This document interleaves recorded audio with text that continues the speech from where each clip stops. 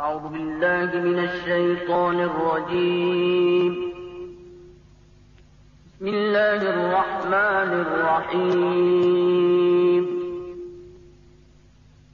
فلينظر الإنسان إلى طعامه أنا صببنا الماء صبا ثم شققنا الأرض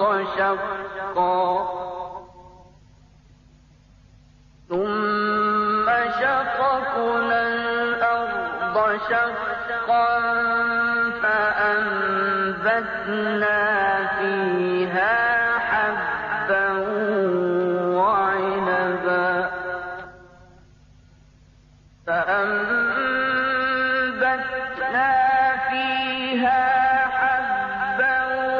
وعنبا وقضبا وزيتونا ونخلا وحدائق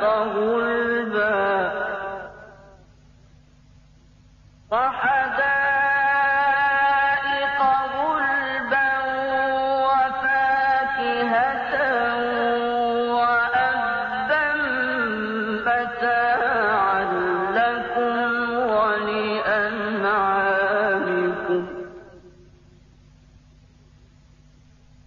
فإذا جاءت الصاخة